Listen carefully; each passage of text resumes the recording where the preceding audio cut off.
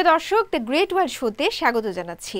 নাচ, গান, নাটক, চলচ্চিত্র সহ চীনের সুবিশাল সাংস্কৃতিক ঐতিহ্য, প্রাকৃতিক সৌন্দর্য, বৈচিত্র্যময় জীবনধারার গল্প আপনাদের সামনে তুলে ধরি আমরা। বরাবরের মতো আপনাদের সঙ্গে আছি আমি রওজে জাবিদ ঐশী।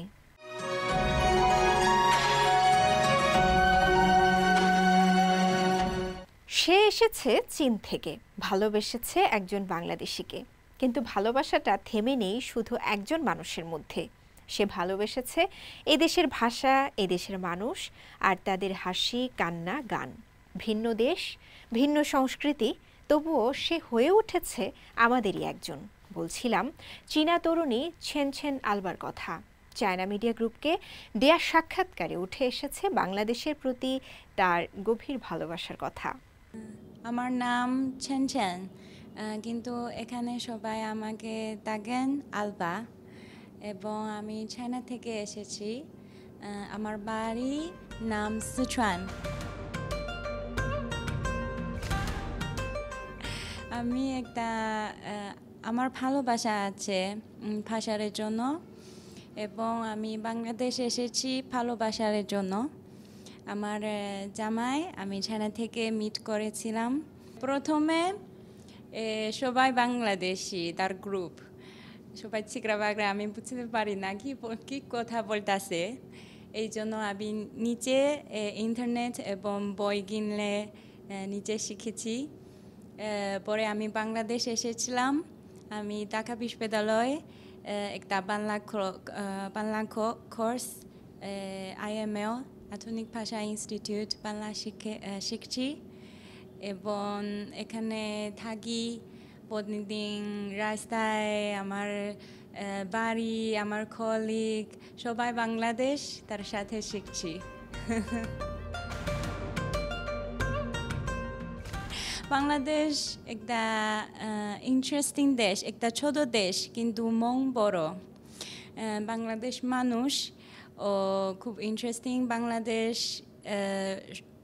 জনসংখ্যা অনেক, এই জন্য বিভিন্ন মানুষ, বিভিন্ন পার্সোনালিটি, বিভিন্ন মন, বিভিন্ন স্টোরির গল্প আছে।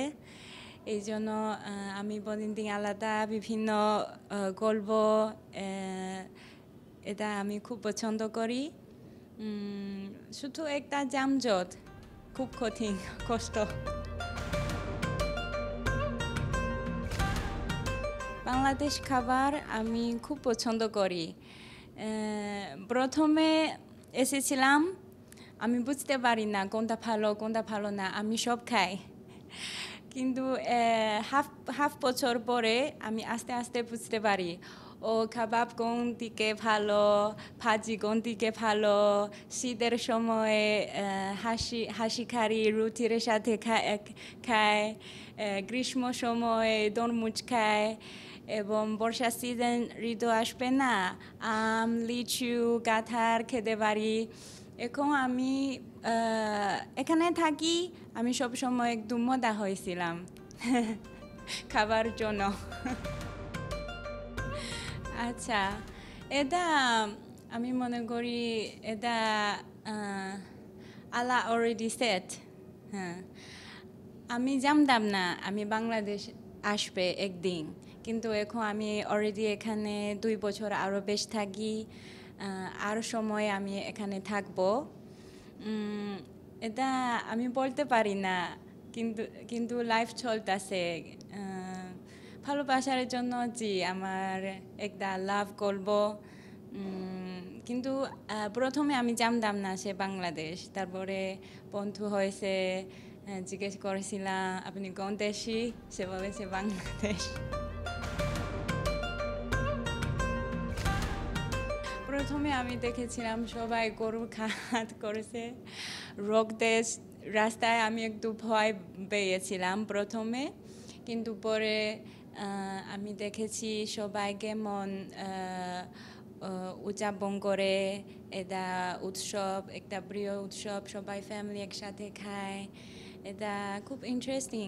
পরে ঈদ আবার আসবেন, আমি একটা ফেস্টিভ্যাল আমার শ্বশুর বাড়ি একসাথে উদযাপন করব।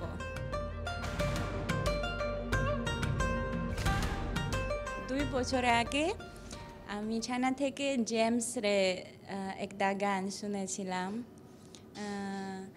সুন্দরী তোমায় আমার, তুমি নিরিমার দিকে তাকিয়ে বলতে পারো হে আকাশ আমার।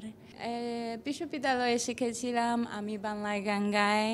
হ্যাঁ, আমি বাংলায় গান গাই, আমি বাংলার গান গাই, আমি আমার আমিকে চিরদিন এই বাংলায় খুঁজে পাই। এবং কিছু কিছু রোমান্টিক গান শুনেছি। এবং এখানে আমার জামাই যদি গাড়ি ছাড়ায় সবসময় বাংলা গান শুনে। আমিও শুনেছিলাম কিছু নদীরে ঘুরে নাই কিনারে নাই রে, ওই গান আমিও খুব পছন্দ করি। জি।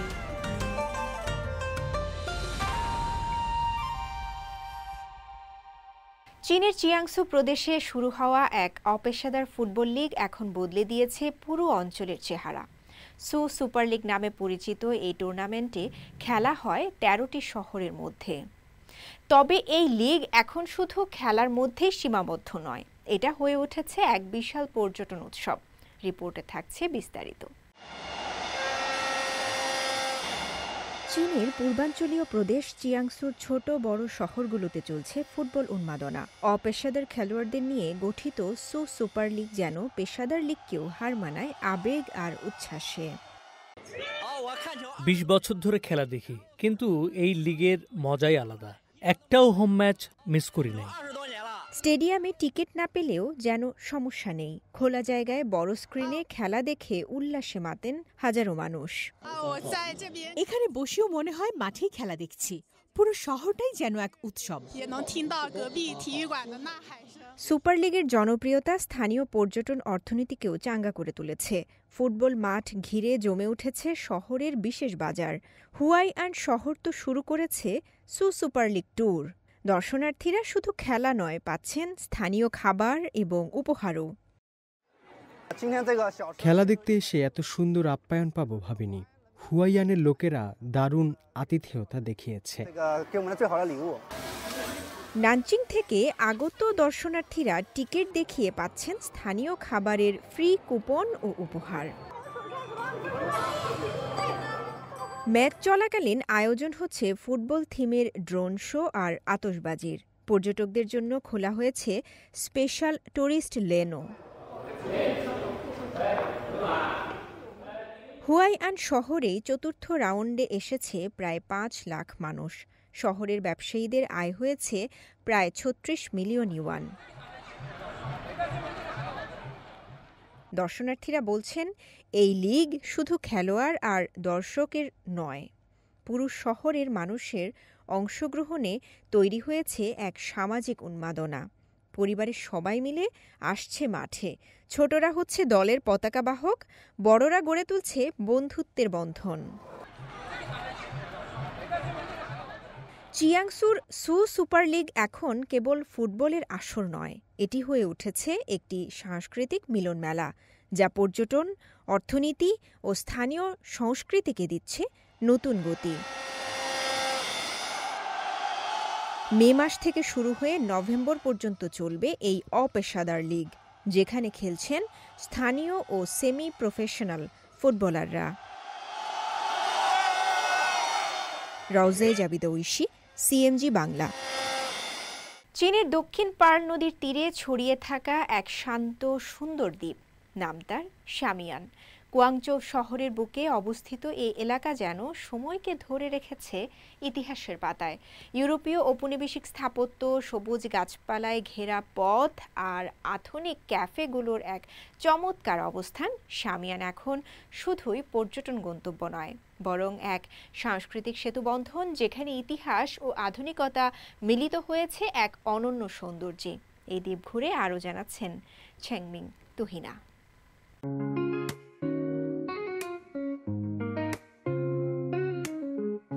এখানে সুন্দর ইউরোপীয় শৈলীর ভবন রয়েছে এবং রাস্তাঘাট সবুজ গাছপালা ও প্রস্ফুটিত ফুলে ভরা যায়।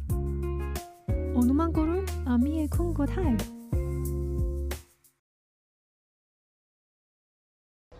আমার পেছনের এই ইউরোপীয় শৈলীর স্থাপত্য খুব সুন্দর, তাই না? তবে আমি এখন ইউরোপে নই, আমি এখন চীনের গুয়াংজৌ শহরের শামিয়ান দ্বীপে আছি। এই জায়গা হলো চীনা ও পশ্চিমা সংস্কৃতি একত্রিত করার এক জায়গা। চলুন আমার সঙ্গে এখানে ঘুরে বেড়াতে যাও। শামিয়ান গুয়াংজৌ শহরের ফার নদীর উত্তর তীরে অবস্থিত। এর আয়তন প্রায় 30 হেক্টর।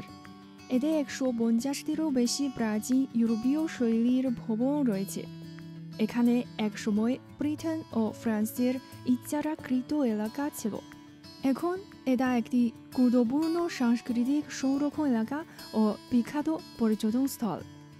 শামিয়ানের ইতিহাসে ঊনবিংশ শতাব্দী গুরুত্বপূর্ণ। দ্বিতীয় আফিম যুদ্ধে পরাজয়ের পর চীন সরকার ফার নদীর এই পালিয়ারি ব্রিটেন ও ফ্রান্সকে ইজারাকৃত এলাকা হিসেবে বরাদ্দ দেয়। তারা সেখানে কনসুলেট, ব্যাংক, গির্জা ও কমিটি নির্মাণ করে।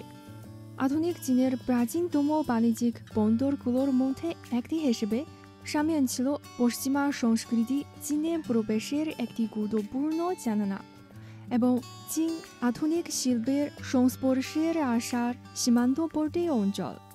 দ্বিতীয় বিশ্বযুদ্ধের পর চীন শামিয়ান ফিরে পেয়েছে।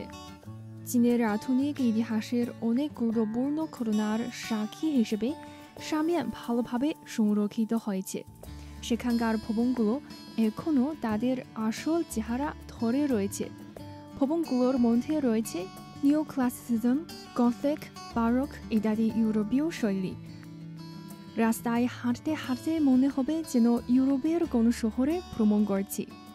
এখন কিছু পুরাতন ভবন ক্যাফে, রেস্তোরাঁ, দোকান ও জাদুঘরে রূপান্তরিত হয় সবার জন্য উন্মুক্ত, যেখানে মানুষরা বিশ্রাম নিতে পারে, ইতিহাস ও আধুনিকতার মিশ্র অনুভব করতে পারে।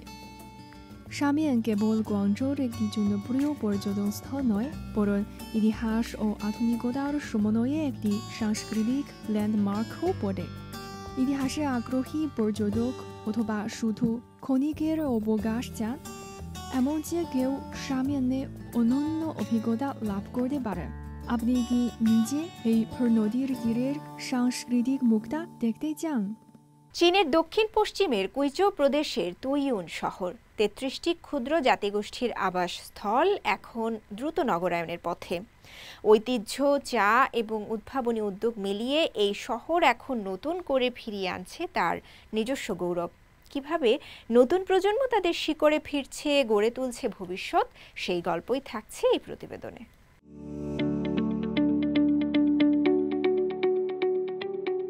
চীনের কুইচৌ প্রদেশের তুইউয়ান শহর, উচ্চতা 1200 মিটার, চাষের জন্য একদম আদর্শ।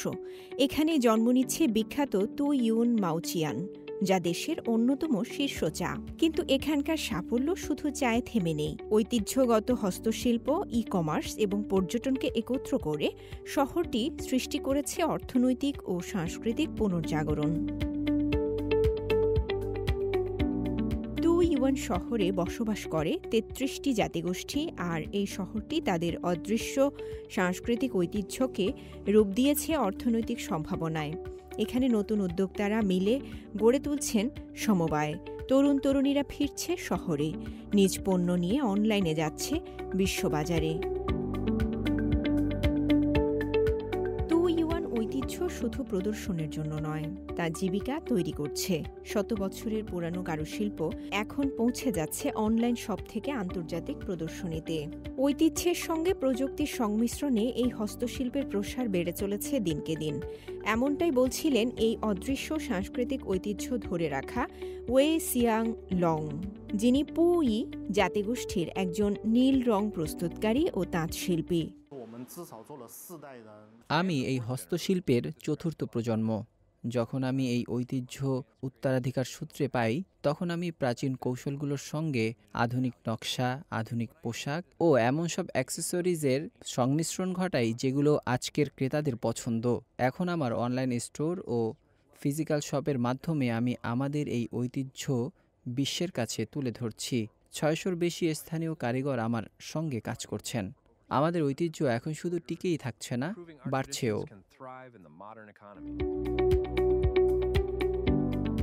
চা এবং কারুশিল্পের সঙ্গে যোগ হয়েছে শিল্পায়ন। তু ইউনে গড়ে উঠছে হালকা শিল্প কারখানা, উন্নত হচ্ছে স্বাস্থ্য ও শিক্ষা, যা নিয়ে আসছে স্থায়ী কর্মসংস্থান। তুইউনের রয়েছে একটি শক্তিশালী হালকা টেক্সটাইল শিল্প। এখন আমরা দেশের পূর্বাঞ্চল থেকে আরও ব্যবসা প্রতিষ্ঠানকে এখানে আনছি, যেখানকার শিল্পখাত অনেক বেশি ঘনীভূত। আমাদের লক্ষ্য হচ্ছে স্থানীয়দের জন্য আরও বেশি কর্মসংস্থানের সুযোগ তৈরি করা।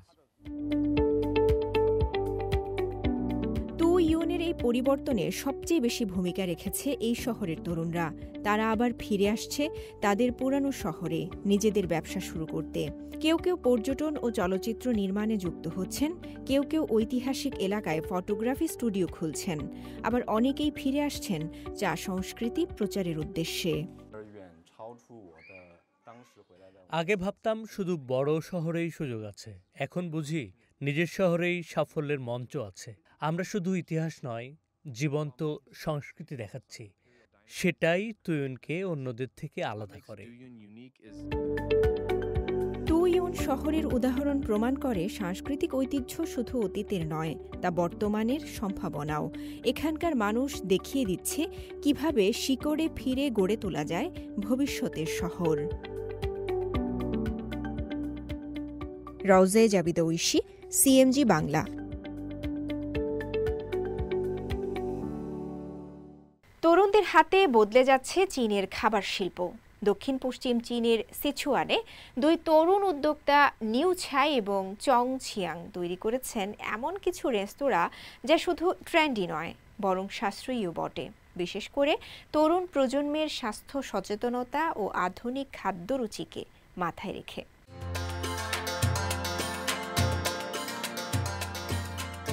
তরুণ চীনা উদ্যোক্তারা সাশ্রয়ী মূল্যের ট্রেন্ডি খাবারের অভিজ্ঞতার মাধ্যমে ডাইনিং সেক্টরে বিপ্লব আনছেন।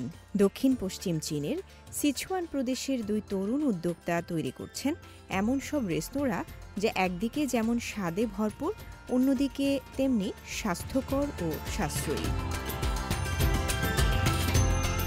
কুয়ো কুয়ো ইয়ানের প্রতিষ্ঠাতা নিউ খাই, ছি ছি রোস্ট পিগের প্রতিষ্ঠাতা চং ছিয়াং।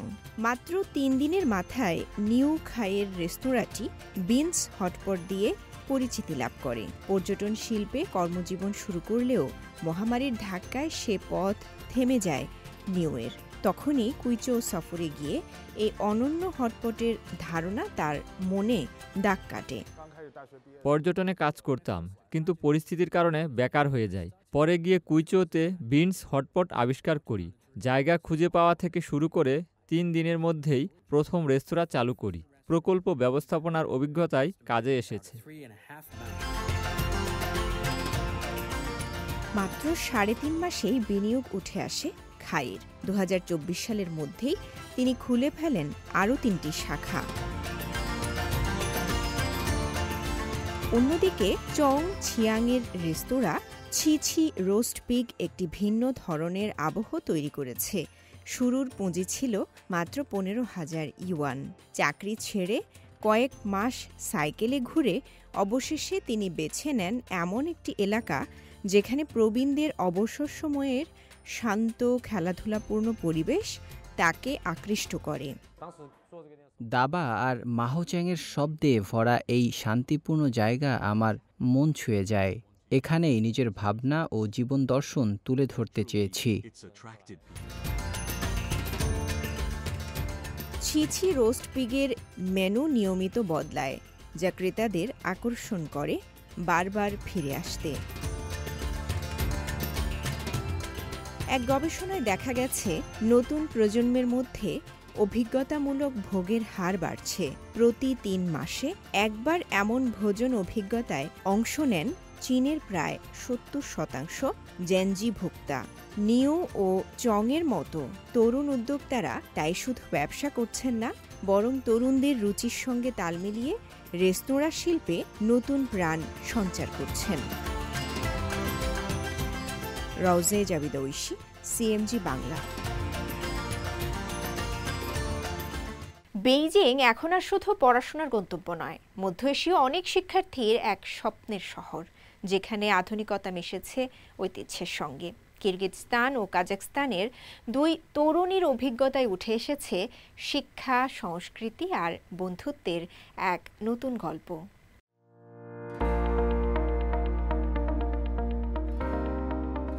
উন্নত অবকাঠামো, আধুনিক শহর আর সমৃদ্ধ ইতিহাস বেইজিংয়ের। এই জন্য অনেক আন্তর্জাতিক শিক্ষার্থীদের পছন্দের শীর্ষে শহরটি। 2010 সালে যেখানে মধ্য এশিয়া থেকে আসা শিক্ষার্থীর সংখ্যা ছিল প্রায় 11,000, 2018 সালে তা বেড়ে দাঁড়ায় 30,000-এ। এসব শিক্ষার্থীদের পছন্দ দেশটির সেরা বিশ্ববিদ্যালয় পেকিং ইউনিভার্সিটি। কিরগিজস্তানের নুরজাত ছোটবেলা থেকেই চীনা ভাষার প্রতি আকৃষ্ট ছিলেন। বর্তমানে পেকিং ইউনিভার্সিটিতে আন্তর্জাতিক সম্পর্ক নিয়ে পড়ছেন তিনি। এরই মধ্যে থাংহুলু নামের মিষ্টি জাতীয় খাবারের প্রেমে পড়ে গেছেন নুরজাত। আমি সবসময় চীনকে কাছ থেকে জানতে চেয়েছি। বেইজিং শহরটা ইতিহাসে ভরপুর এবং সুযোগ সুবিধা পরিপূর্ণ। এখানে আমার শেখা আর বেড়ে ওঠা। এই মিষ্টিটা আমাদের দেশের ক্যারামেলাইজড আপেলের মতো, কিন্তু এখানে অনেক রকম ফল দিয়ে বানানো হয়, তাই এটা আমার বেশি ভালো লাগে।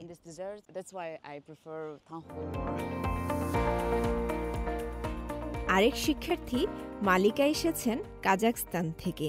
বেইজিংয়ের খাবারে খুঁজে পান নিজ দেশের স্বাদ। আমাদের দেশে দুধজাত খাবারের বড় সংস্কৃতি আছে। এখানে এসে সেই স্বাদ আবার খুঁজে পেয়েছি। কাজাক শিক্ষার্থী মালিকার জীবনযাপন বদলে দিয়েছে বেইজিংয়ের উন্নত যোগাযোগ ব্যবস্থা।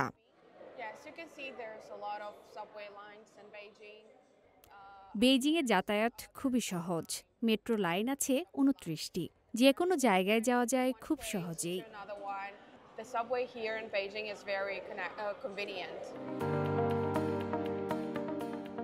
নুরজাত এবং মালিকদের গল্পগুলো ক্রমশ উদাহরণ হয়ে উঠছে। দিন দিন চীনামুখী হচ্ছেন মধ্য এশিয়ার শিক্ষার্থীরা, আর এই কাজটা সহজ করে দিয়েছে চীনের বেল্ট অ্যান্ড রোডের মতো উদ্যোগ। শ্রেণীকক্ষে আদান প্রদান হচ্ছে সাংস্কৃতিক বিনিময়ে। রওজে জাবিদা ঐশী, সিএমজি বাংলা।